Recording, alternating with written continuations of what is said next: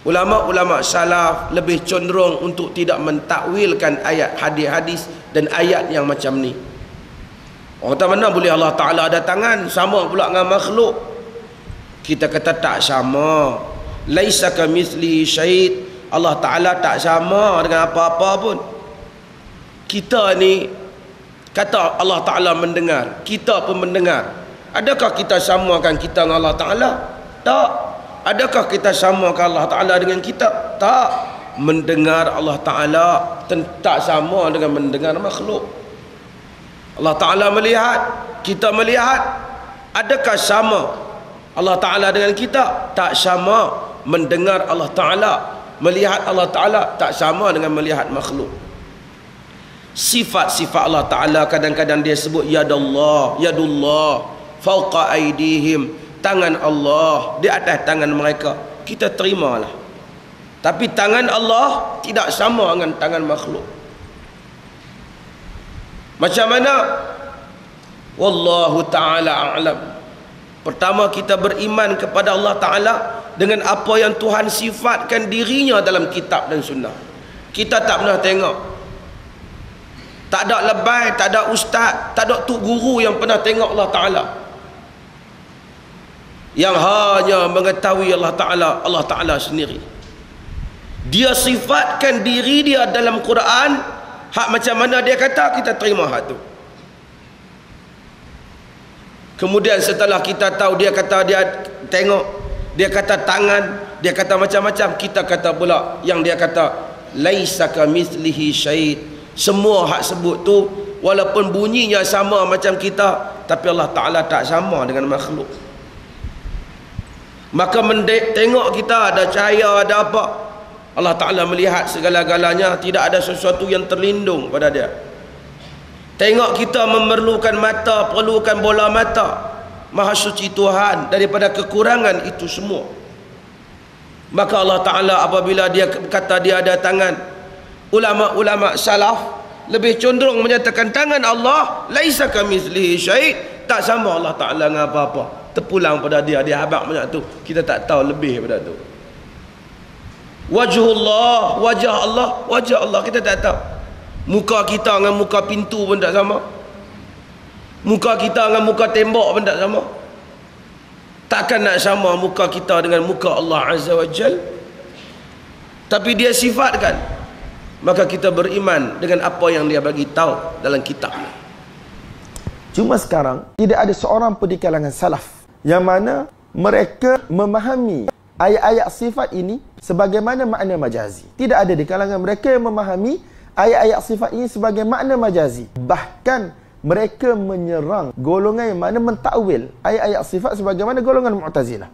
Betul, ada tempat-tempat keadaan sebahagian daripada salaf mereka mentakwil di sebahagian tempat. Tetapi mereka takwil di tempat itu kerana sebab-sebab tertentu, konteks ayat dan seumpamanya, dalam hal keadaan mereka mensabitkan sifat itu daripada nas-nas Quran dan juga hadis yang lain. Sebagai contoh, sifat wajah. Sifat wajah antara sifat yang mana diisbatkan oleh salaf. Macam mana kita tak tahu. Kita bila kita sebut wajah, wajah manusia, wajah tuan-tuan lah. Ada yang bulat, ada yang segi empat sikit, tapi yang paling penting ada mata, ada hidung, ada mulut, ada telinga. Itu wajah manusia, betul tak? Jadi salaf mereka telah isbatkan sifat wajah kepada Allah Subhanahu Wa Taala sebagaimana dalam ayat, sebagaimana dalam hadis. Tetapi macam mana kita tak tahu. Tak boleh nak kata. Sebab Allah bukan makhluk. Tidak sama macam kita. Cuma ada setengah-setengah tempat perkataan wajhullah, wajah Allah ditakwil oleh salaf. Antaranya aina ma tuwallu fa thamma wajhullah. Kemana sahaja kamu menghadap, maka di situlah wajah Allah. Diriwayatkan daripada Imam Syafi'i rahmatullahi alaih, wajah di situ dengan maksud jihah, iaitu arah. Dan ini merupakan salah satu daripada penggunaan bahasa Arab. Aina wajhuk, iaitu ke mana arah kamu? What's your destination? Where you going to? Nampak tak? Hak tu ada dalam bahasa Arab, tidak dinafikan. Dan ada juga yang diriwayatkan daripada Mujahid rahmatullahi alaih, maksud wajah di situ ialah al-qiblah. Fa aina ma tuwallu fa thamma wajhullah. Ke mana saja kamu menghadap, maka di situlah kiblat. Maksudnya boleh sembahyang, terutama untuk sembahyang sunat lah. Di situ ialah kiblat. Jadi tuan-tuan, apabila mereka mentakwil lafaz di beberapa tempat, tidak bermakna mereka mentakwil secara konsisten setiap lafaz itu di tempat-tempat yang lain. Mereka masih lagi mengisbatkan iaitu sifat wajah bagi Allah, iaitu wajah yang layak bagi Allah SWT. Kita tak tahu macam mana. Tetapi mungkin di setengah-setengah tempat kerana konteks yang berbeza, mereka kata ini bukan ayat sifat. Nampak tak? Ini bukan ayat sifat. Antara bendanya, contohnya ialah masalah ain. Wasabbih bihamdi rabbika fa innaka bi'ayunina. Hendaklah kamu puja-puji Allah Subhanahu wa taala, sucikan Allah Subhanahu wa taala, fa innaka bi'ayunina. Sesungguhnya engkau dengan mata kami. Maksudnya macam mana? Ada sebahagian ulama kata sesetengah ayat ini tidak termasuk dalam kategori ayat sifat. Jadi mereka telah terjemah bi'ayunina sebagai tahta riayatina, dalam pemeliharaan kami dan seumpamanya. Tetapi mereka mensabitkan sifat ain daripada ayat yang lain dan juga dalam hadis yang lain. Maksudnya takwil mereka tidak konsisten daripada awal sampai akhir. Mereka takwil di setengah tempat kerana konteks, tetapi mereka mensabitkan sifat hakiki bagi Allah Subhanahu wa taala tanpa kaif pada tempat-tempat yang lain. Nampak tak? Itu maksud saya bila saya kata salaf secara keseluruhannya mereka tidak mentakwil sifat-sifat ini, iaitu mereka tidak menafikan kewujudan sifat-sifat ini bagi Allah Subhanahu wa taala. Sebab sebahagian besar mutaakhirin mereka kata semua ayat ini mereka kena takwil daripada A sampai Z, daripada awal Quran sampai akhir Quran, daripada awal hadis sampai akhir hadis, semua mereka takwil. Tidak ada satu tempat pun mana mereka mengisbatkan sifat ain bagi Allah, sifat asabi' bagi Allah, jari bagi Allah, sifat mata bagi Allah. Mereka tidak. Kita isbatkan sebagaimana Allah sampaikan, sebagaimana Nabi sampaikan. Masalah perbedaan di kalangan para ulama ahlus sunnah, bahkan para ulama salaf pun terdapat perbedaan itu di kalangan mereka. Sehingga pendapat yang mengatakan bahwa mentakwil sifat Allah adalah metodenya ahlul bid'ah, bukan metode salaf. Tidak ada satupun ulama salaf mentakwil. Ini para jemaah sekalian, khususnya teman-teman saya para ustadz salafi, ucapan yang demikian adalah ucapan yang sangat keliru. Bahkan bisa dianggap sebagai kedustaan. Karena kenyataannya para ulama ahlus sunnah, bahkan ulama salaf, mereka berbeda pendapat. Ditambah lagi para jemaah sekalian, secara dalil, ternyata tidak ada dalil tegas, tidak ada satupun dalil tegas yang mengatakan bahwa dalil-dalil tentang sifat Allah harus diimani apa adanya, tidak boleh ditakwil. Tidak ada dalil seperti itu. Sedangkan dalil umum yang mengindikasikan dianjurkan mentakwil justru ada, yaitu hadis sahih yang diriwayatkan oleh Imam Ahmad ketika Nabi mendoakan sahabat Abdullah ibnu Abbas. Kata Nabi SAW, Allahumma faqihhu fid din wa 'allimhu ta'wil. Ya Allah, fahamkan beliau sahabat Ibnu Abbas tentang masalah agama dan ajarkan dia takwil. Nabi katakan, ajarkan Ibnu Abbas ya Allah takwil. Nabi tidak katakan wa'allimhu tafsir. Bisa Nabi mengucapkan wa'allimhu tafsir. Kenapa Nabi tak ucapkan itu? Karena Nabi ingin memberitahu bahwa takwil sama sekali tidak salah. Yang salah itu tahrif. Takwil yang tidak punya sandaran dalil, tidak sesuai kaidah bahasa, itu yang salah. Namanya tahrif. Tapi kalau takwil para jemaah, justru Nabi mendoakan sahabat Ibnu Abbas agar menjadi ahli takwil. Nah, oleh karena inilah para jemaah, ulama salaf, ulama ahlu sunnah salafi berbeda pendapat. Masalah yang seperti inilah yang dikategorikan ijtihadiyah. Sama-sama ahlu sunnah, sama-sama salafi, bukan ahlul bid'ah. Maka kita lihat contoh-contoh ulama salafi, ulama ahlu sunnah mentakwil. Sangat banyak para jemaah. Namun saya sebutkan sebagian saja. Pertama, tentang mentakwil firman Allah dalam surat Al-Baqarah ayat 115. Allah berfirman, "Fa'ainama tuwallu fathamma wajhullah." Kemana saja kalian menghadap, di sana ada wajah Allah. Imam Ibnu Katsir, seorang ulama besar Ahlus Sunnah Salafi, dalam kitab tafsir beliau, Tafsir Ibnu Katsir, beliau membawakan tafsir sahabat Ibnu Abbas. Ani Ibnu Abbasin qala, dari sahabat Ibnu Abbas beliau berkata, Qiblatullah, yang dimaksud wajah Allah di ayat tadi adalah kiblat Allah. Para jemaah, para ustadz sekalian, ini namanya ta'wil. Ta'wil itu sarful lafzi an zahirihi, memalingkan lafadz dari zahirnya. Lafadznya jelas wajah, kok jadi kiblat? Itu namanya ta'wil. Namun tidak sesat para ustadz, karena ta'wil ini sesuai kandungan ayat. Jadi jangan antum mutlakkan bahwa ta'wil itu jalannya ahlul bid'ah. Tidak ada ulama salaf mentakwil. Antum dianggap dusta para ustadz. Ini sahabat Ibnu Abbas yang mentakwil. Antum katakan sahabat tidak ada mentakwil. Dinukil oleh Imam Ibnu Katsir, seorang ulama besar salafi. Itu yang pertama. Yang kedua, ulama salafi mentakwil firman Allah surat Al-Qasas ayat 88. Allah berfirman, kullu syai'in halikun illa wajhah. Segala sesuatu nanti akan binasa hancur kecuali wajah Allah.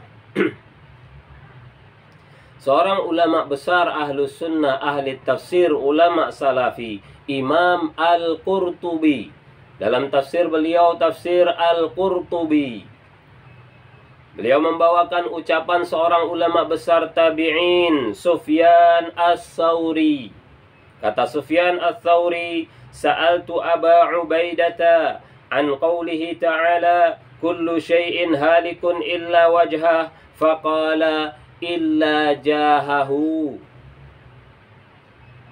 Kata Sufyan Ats-Tsauri, aku bertanya kepada sahabat Abu Ubaidah tentang ayat Allah tadi, segala sesuatu nanti akan binasa hancur kecuali wajah Allah. Kata sahabat Abu Ubaidah, illa jahahu. Wajah di situ adalah kedudukan, keagungan Allah. Sahabat mentakwil. Kata Imam Al-Qurtubi menukil ucapan Sufyan Ats-Tsauri. Kenapa kita katakan tidak ada sahabat mentakwil? Jelas ini takwil para jamaah. Wajah menjadi jah, itu takwil. Namun tidak salah, karena dalam bahasa Arab wajhun bisa diartikan dengan jahun. Orang itu punya wajah di tengah manusia, artinya punya kedudukan di tengah manusia. Bisa jadi takwil, bukan kesesatan. Sebagian besar ulama salaf, mereka berprinsip qiraatuhu, tafsiruhu qiraatuhu. Tafsirnya adalah baca saja. Amirruha kama ja'at, biarkan dalil itu apa adanya. Itu sebagian besar salaf. Namun sebagian yang lain mentakwil, dua-duanya dibenarkan. Ada orang yang aneh-aneh juga belakangan ini. Ada orang yang aneh-aneh belakangan ini. Dia berdusta atas nama para salaf. Dia katakan bahwa para salaf itu katanya mentakwil. Apa buktinya? Al-Bukhari di dalam sahihnya ketika menjelaskan tentang ayat wa yabqa wajhu rabbika dzul jalali wal ikram. Ya, ini dia salah baca ya, salah informasi lagi. Al-Bukhari sebenarnya bukan sebut ayat ini, ayat lain yang disebut oleh Al-Bukhari. Ya, kullu syai'in halikun illa wajha. Ayat di akhir surah Al-Qasas.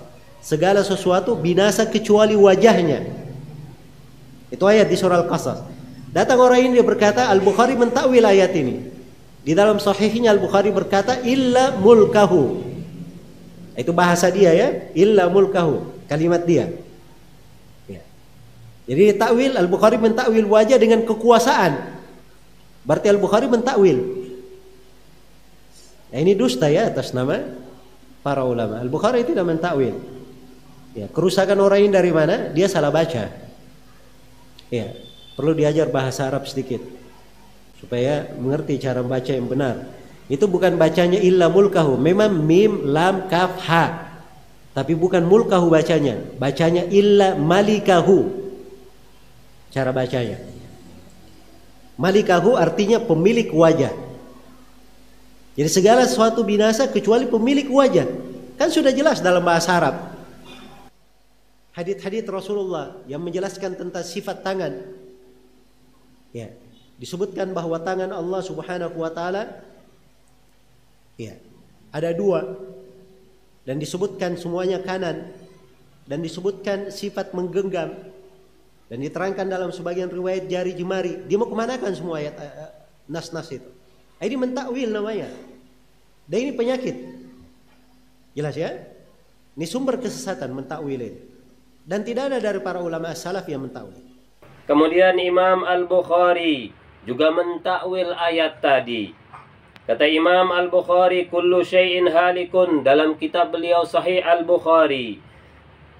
Kullu syai'in halikun illa wajha, segala sesuatu nanti akan binasa, hancur, kecuali wajah Allah. Apa kata Imam Al-Bukhari? Illa mulkahu, kecuali kekuasaan Allah. Jelas Imam Bukhari mentakwil wajah menjadi mulka, menjadi kekuasaan. Itu takwil para ustadz, dan tidak sesat. Tidak ada satupun ulama salafi mengatakan Imam Bukhari sesat atau melakukan kesesatan, karena takwil sangat dikenal di kalangan ulama Ahlus Sunnah. Para jemaah sekalian, para ustadz salafi, tambahlah ilmu dan wawasan kita. Jangan meyakini sesuatu yang tidak benar. Tidak ada ulama salafi mentakwil. Akibat keyakinan antum yang salah itu, antum terjatuh dalam kesalahan yang sangat fatal. Ucapan Imam Bukhari ini akhirnya antum takwil. Sebagian ustadz salafi ada yang mentakwil. Jelas-jelas Imam Bukhari mengatakan illa mulkahu. Siapapun yang bisa baca kitab, ngerti bahasa Arab, otomatis ketika membaca ucapan Imam Al-Bukhari, pasti dia baca illa mulkahu. Itu otomatis, karena itu sesuai kaidah bahasa Arab. Namun akibat keyakinan yang sudah salah, tidak mungkin Imam Bukhari mentakwil. Akibat itulah bingung. Kemudian berpikir, kok bisa ya Imam Bukhari mentakwil? Jangan-jangan bukan mulkahu, jangan-jangan malikahu. Berubahlah bacaan itu menjadi malikahu. Itu bacaan yang sangat aneh, Ustadz. Yang anehnya antum tuduh yang baca mulkahu nggak ngerti bahasa Arab, antum baca malikahu, bacaan aneh yang menunjukkan antum tak ngerti bahasa Arab sama sekali. Bacaan malikahu itu fatal sekali kesalahannya para ustaz. Kesalahan pertama, kalau antum katakan mulkahu itu mentakwil, maka ketika antum rubah menjadi malikahu, sama-sama takwil. Apa antum nggak ngerti apa itu takwil? Sarful lafzi an zahirihi, wajhun wajha menjadi malika, sama saja, berarti antum juga mentakwil. Itu kesalahan pertama. Kesalahan kedua, ketika antum baca malikahu, mau tidak mau antum harus merubah susunan ayat, dan ini kebatilan, bahkan bisa kesesatan. Wajahahu, wajah Allah, yang mau dibahas hanya wajah, kalimat wajah, Hu sama sekali tidak diganggu gugat. Hu di situ artinya Allah, wajahnya, wajah Allah. Wajah itu yang ditakwil menjadi mulka atau versi antum malika. Hu-nya jangan diganggu gugat. Ketika antum rubah menjadi malika, mau tidak mau antum harus merubah makna dari hu, domir hu di situ. Harusnya wajah Allah, kecuali kekuasaan Allah antum ganti menjadi pemilik. Mau tak mau Allahnya antum buang, antum ganti menjadi wajah, menjadi kecuali pemilik wajah. Sudahlah antum mentakwil, antum merubah-rubah susunan ayat. Ini kebatilan, kesalahan yang sangat fatal akibat tidak ngerti bahasa Arab, menuduh orang lain tak ngerti bahasa Arab, kemudian mentakwil ucapan ulama. Dan yang ketiga yang paling fatal para ustadz, ketika antum baca malikahu, sedangkan hu di situ adalah Allah, bahkan ini bisa terjatuh dalam kekufuran. Karena artinya nanti segala sesuatu akan binasa kecuali wajah Allah. Maksudnya antum katakan kecuali pemilik, hu-nya Allah, berarti kecuali pemilik Allah. Dan ini kekafiran para ustaz. Mengerikan sekali, menyesatkan sekali jika antum baca malika. Akibat tak pandai menghargai perbedaan. Menuduh orang lain tak ngerti bahasa Arab, antum mentakwil yang menyesatkan. Hu Allah, malika antum katakan pemilik, berarti pemilik Allah. Karena antum sudah bingung, hu-nya antum ganti lagi menjadi pemilik wajah. Bertaubatlah para jemaah, para ustaz, jangan malu memperbaiki kesalahan. Imam Bukhari itu mentakwil jelas, dan beliau bukan hanya di ayat ini, di beberapa ayat lain juga beliau mentakwil, karena memang takwil itu adalah bagian metode ahlus sunnah salafi, bukan ahlul bid'ah. Yang ahlul bid'ah itu takwil batil atau tahrif yang tidak sesuai kaidah bahasa Arab. Adapun mulkahu sesuai dalil. Karena para jemaah, ternyata di hari kiamat kelak yang tidak Allah hancurkan itu, yang tidak binasa itu bukan hanya Allah. Ada beberapa makhluk yang melambangkan keagungan dan kekuasaan Allah, tidak Allah hancurkan. Itulah yang dimaksud mulka. Surga sudah ada, di hari kiamat tidak dihancurkan. Neraka tidak dihancurkan. Arsy tidak dihancurkan. Jadi di hari kiamat itu ada makhluk-makhluk yang melambangkan kekuasaan Allah, tidak Allah hancurkan. Begitu para jamaah.